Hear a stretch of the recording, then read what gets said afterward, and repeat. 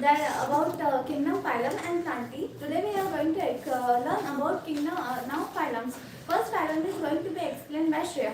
The first phylum is the phylum Porifera, which means that the animals in this phylum are lives in a fresh water or in a marine water.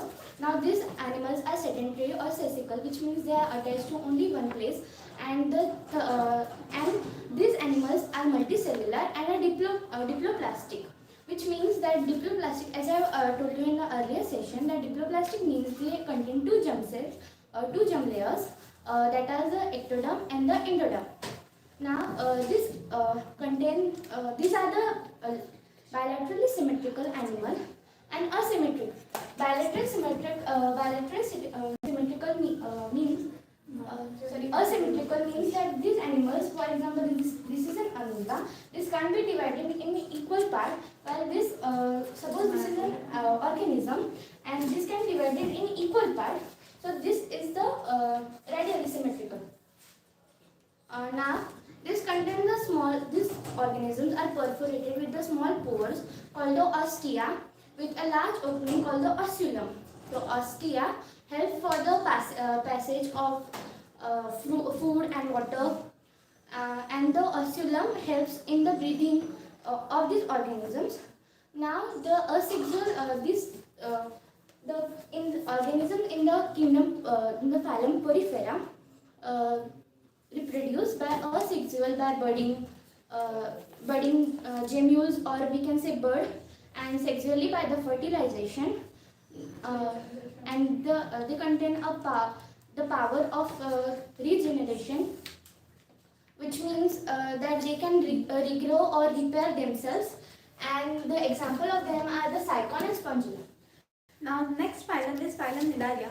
The organisms in this phylum are aquatic in habitat, and most of them are marine, while some of them live in fresh water. Then some species of these animals live in groups, while some live alone by themselves. Then these species are simple diploid, which means there are presence of two germ layers in it. Outer layer is ectoderm and inner layer is endoderm. Then these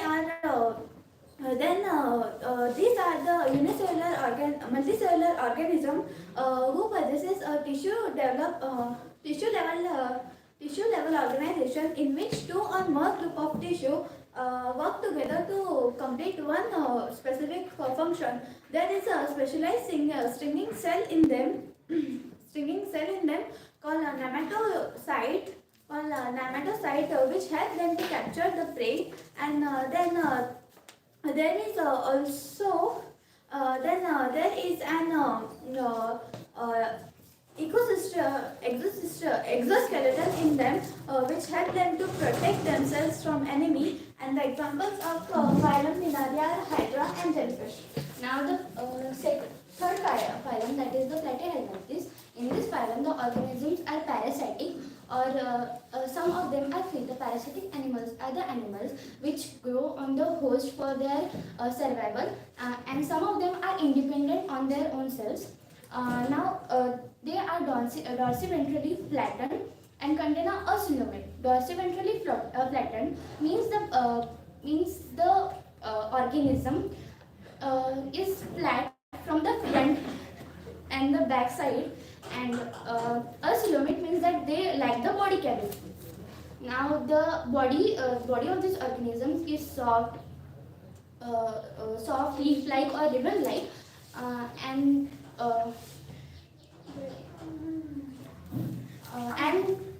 Examples. And they contain the special functions like hooks and sucker that are attached to the host for the absorption of nutrient, and the excretory system contains the blind tubules, which are attached to the ends, and blind tubules called as protonopteria, with the flame bulbs or the flame cells, and they are hermaphrodite, that is the male and female are present in the same individual, and the example of this phylum are Planaria and tapeworm. The next is Nematoda. So these are the organisms which live in which are parasitic, and they are also live freely in water and soil. Then their body is elongated, narrow, and cylindrical. Then they are triploplastic, which means there is presence of three germ layers in them, and those germ layers are ectoderm, mesoderm, and endoderm. Then they are laterally symmetrical, which means they can be divided into two equal halves, and one half is mirror image of another one, and they are pseudocoelomate, which means the coelomate is the body cavity. It's present between their body wall and digestive tract, and it is not aligned with epithelial cells, and also it is not arise from mesoderm. Then they have a straight digestive tract which begins from their mouth and end with anus, and most of them are pathogenic disease, which means disease causing organisms, and some disease they cause are ascariasis and elephantiasis in mammals, and their body is covered with tough and resistant cutin, which means the dead cell present at the end of our nails. And the examples of these phylums are Ascaris and Bonproti. Now the fifth phylum, that is the Annelida. Now this phylum, the animals are mostly aquatic, they lie in the fresh water or marine waters. They lie deep in the ground or in the burrows of tubes, and these animals are found in the terrestrial habitat, and some of them are free living like other creatures. The body of these are soft, vermiform, elongated, cylindrical, and dorsiventrally flattened. Now, vermiform means they can be in the form of a worm. Now, the body of this organism is metamerically segmented, which means that the body divisions in the equal segments, and these are the triploplastic, which means they contain the three layers: the ectoderm, endoderm, and the mesoderm, with the simple organ system. They may be hermaphrodite, or they may be simple, or they may do the asexual reproduction, and they mostly reproduce sexually. The example of the kingdom, the phylum Annelida, are the arthro and leech. The next phylum is Arthropoda. The Arthropoda is said to be the largest animal phylum, and is also said to be the largest phylum. Then these organisms in this phylum are the organisms in this phylum live in terrestrial and aquatic habitat, and they are also found in parasitic habitat also. Then these organisms are bilaterally symmetrical, which means they are divided into two halves, and they are mammally segmented, which means the segments of the animal is the division of animal in similar segment, and they are triploplastic, which means there is presence of three germ layers in them, and their body is covered with an exoskeleton, means protective layer, which is made up of chitin, and their body is divided into three parts, that is head, then thorax, and abdomen. Antenna and eyes are the organs which are included in their head part, and there is also segments have paralaterally and have paralaterally. Then their excretion is done by malphilic tubules, and reproduction. The mode of their reproduction is sexual, means we can also say that fertilization. And example of these phylums are crabs and flies. Now the seventh phylum, that is the mollusca. Now these animals are mostly the aquatic animals, segmented with the soft body covered with the shell.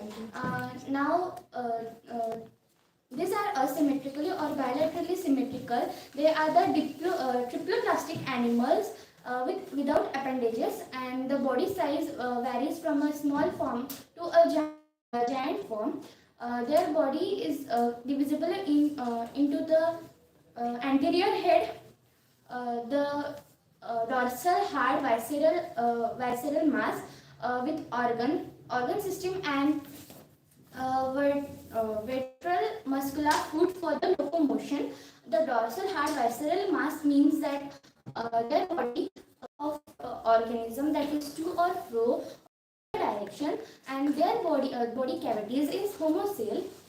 With homocele, the excretion is done by the pair of metanephridaria by kidneys. The metanephridaria pairs help the animal to take out all the metabolic activities from the or remove the waste metabolic from the organism. And the example of the mollusca are octopus and seal. The next phylum is Echinodermata. The habitat of these organisms is marine, and they also exist freely in nature. They are said to these organisms live in groups. They do not live alone by themselves, and their body shape is star-like or spherical-like structure. They are triploplastic, which means there is presence of 3 germ layers in them.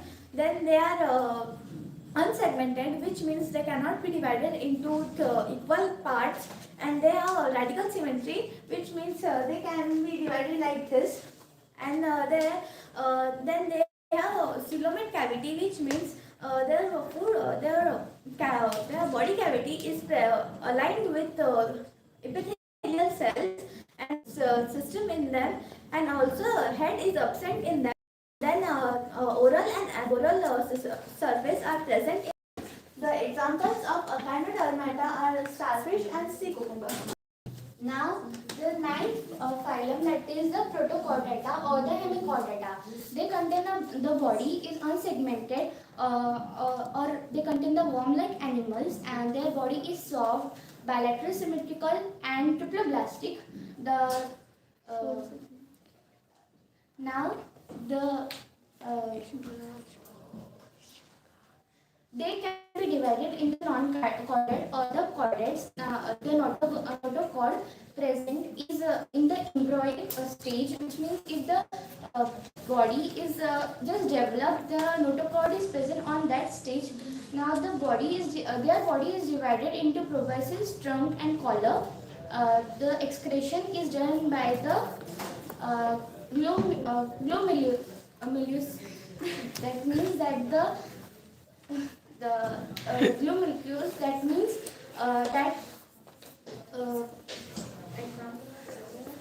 that means they can reproduce by budding, and they contain the gill slits for the respiration, and they reproduce by the sexual means. And the example of the Protochordata and Hemichordata are Balanguses.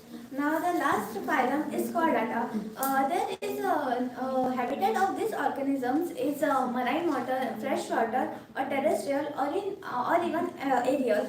There is presence of notochord in some stage of their lives, and they are bilaterally symmetrical, which means they can be divided into 2 halves. Then they are triploplastic, which means the presence of 3 germ layers, and then co-coelomate, which means there is that the body cavity of their body cavity is aligned with epithelial cells, and also arise from the mesoderm. Then there is a presence of pair gills in them in the lungs for respiration. Their body is divided into head, then thorax, and also in abdomen and tail. There are 6 classes in this phylum Chordata, and we will see those classes in our next session. Thank you. Thank you.